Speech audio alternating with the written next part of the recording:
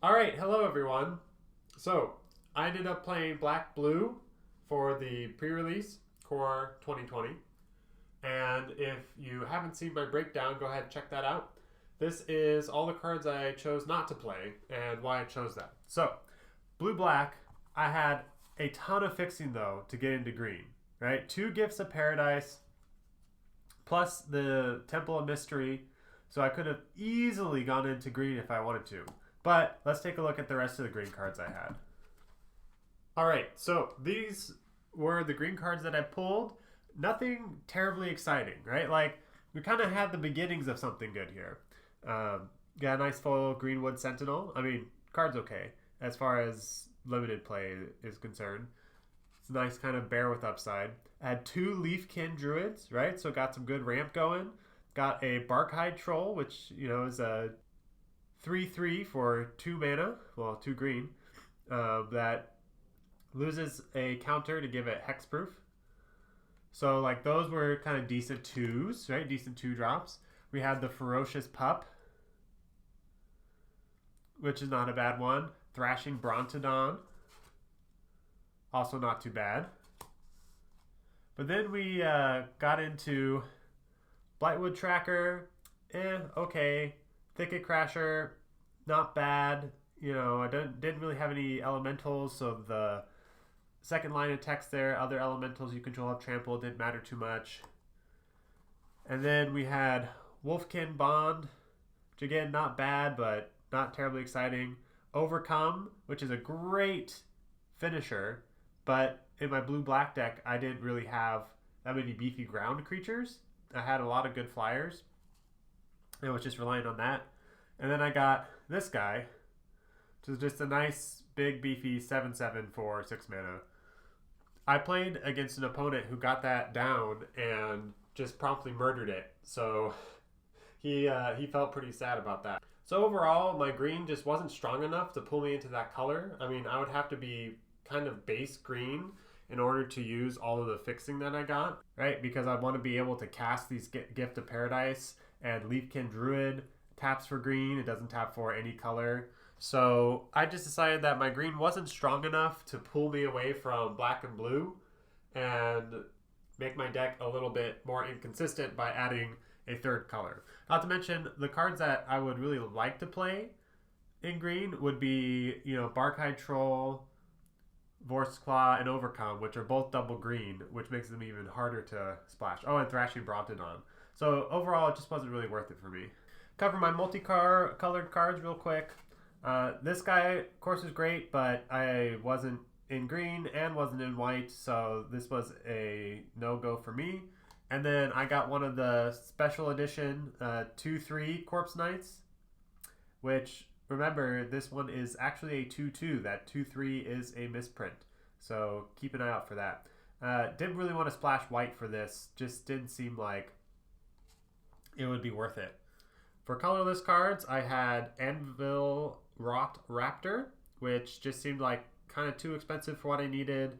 I didn't have a lot of flyer synergies and had better flyers to play, so I just didn't play this.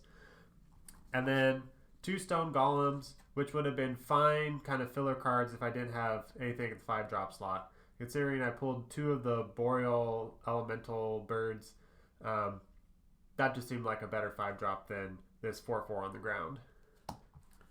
So this was my pool of red cards. You can see why I didn't go into red. 2 Reckless Airstrikes, which is not great, kind of a sideboard card. I had Fry and Chandra's Embercat, right, which is a fine card, 2/2 with potential upside, but not great for what I was trying to do. And a Fry, of course, is a sideboard card.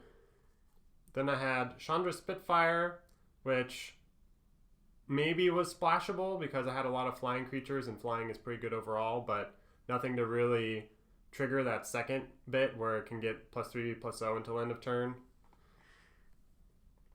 And then 2 Destructive Diggers, which, again, it's fine in sealed because my guess is the games are going to go kind of long and you can cash in some extra lands to draw a card.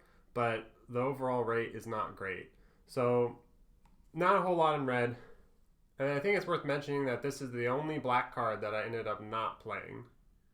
Alright, all that leaves is white and one other dual land, foil Windscarred Crag. Which is pretty cool, but like I said, my red pool was not great, and we're about to see why the white pool wasn't that great, so we'll just set that aside.